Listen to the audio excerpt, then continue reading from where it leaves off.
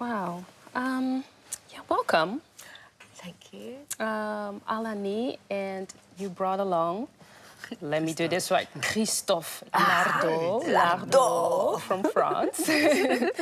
And you've brought along your own special microphone. Yes. What kind of a mic is it? It's a special mic. It's a monster mic. It's an RCA BX44. It's a ribbon mic, so it's very, very fragile and very old. Once I started to use it live, because I recorded my album with it. Yeah. And once I started to use it live, it was like, I can't go back to like an SM58 or something. Because what does it do to your voice that is not already in your voice? Because without the mic, you have a very warm and jazzy sort of vintage sound.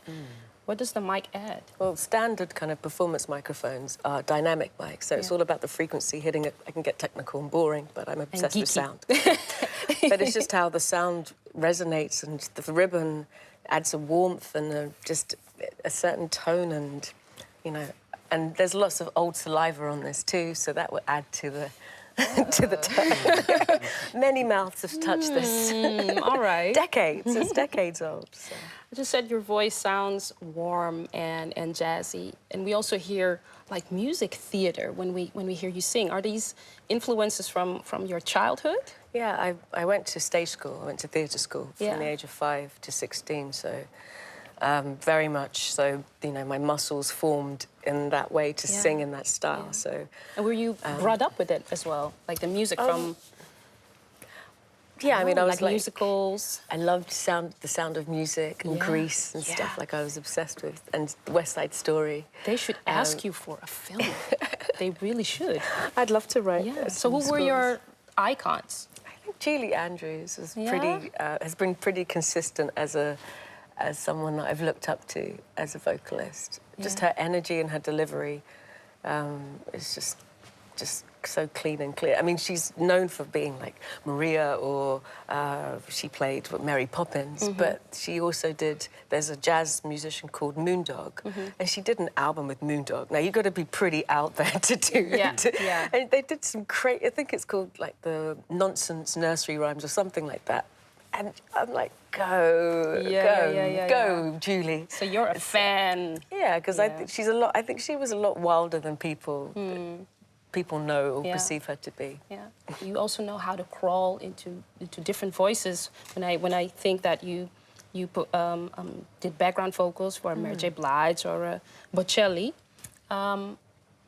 was it for you like a searching for your own voice? Definitely. Yeah, I mean, it just confused the palette even more, because it was like, oh my God, I can do all these different things. I can sing rock, opera, a bit of jazz and funk, and like, who am I? And when I started writing the album, I had to go back and ask myself, like the 5-year-old in me, and go, or even younger, I went to when I was 3, and I said, well, what was the song that made you go, and it was Somewhere Over the Rainbow. That was the first song I sang, where I was transported by this melody and, and Judy Garland. So when I did that, and then I accepted that that's just who I am. I can't pretend to be, like sing in a funk band or sing soul, R&B. And it's like, of course it's in me, but if I have to have my true expression, it's what I trained to do, and that's to sing musical theatre. That's the real deal. I heard that when you perform live, that you sometimes ask the audience, as if you're like a stand-up comedian, like, throw in a word and I'll do something with it. Like, really? I watch a lot of comedy, and for me, that's just one person by themselves, and you have to use words, and they have to know the flow and the rhythm, improvise and be able to come in here. Okay, that joke isn't working. Let me cut that. Like, it's a whole different. Gotta be sharp. Yeah, people underestimate how quickly comedians have to think, and it's So I'm obsessed with that, and I took that improvisation thing kind of from that, and also from like the hip hop thing as well. I can't even remember how it started. I think I was at the Montreal Jazz Festival. I didn't realise I had to do 2 different sets. I thought I had to repeat the same set. And they're like, no, it's 2 different sets. Like, fuck. So you had to, So I was like, I said to the audience, okay, someone give us a key. And then just shout things out, And then we started. Can I do that? Yeah, you can. Really? You can. Okay, We can try. Okay. So my favorite key is D minor. Okay. And let's say Sunday morning. Oh, I like this. Okay, let's go.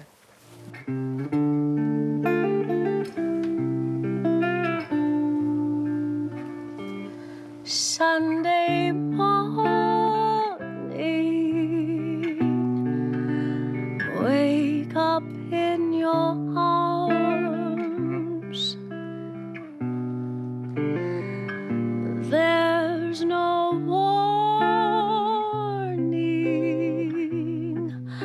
I'm scared in your charms. Wow. Give it another word. Music. The music is above us, The sky. and the sky is so gray.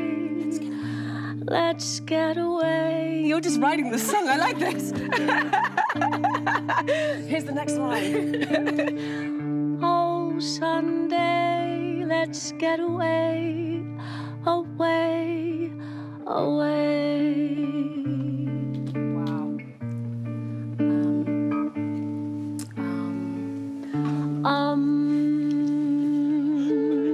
Amazing. This was great. Wow. You blew me away because that's hard. That's hard. It's hard. It's fun, though, and if I didn't have that in my set, I'd go absolutely fucking bonkers because I need things to... Happen to Yeah, to be otherwise different. it's so repetitive. We spend, you know, I haven't been home in like 2 months. I'm on the road, I'm singing the same songs Yeah. essentially Yeah. every night, and it's also such a great tool to have the audience feel like they're part of a song and they construct it. And I was in New York recently and I didn't have time to do the paper thing, so I asked for a book and someone gave me the Hillary Clinton biography. That was like, okay. Really? I'm gonna sing this. Sing this. I'm gonna sing Hillary Clinton's words. Yeah. What are you gonna sing for us right here and now with Christophe Lardot? And the mic with a lot of old saliva. We'll sing a song about kissing called Old Fashioned Kiss. Okay. So thank you for being here. Thank you for We're having gonna us. listen to you and yeah, great. Okay.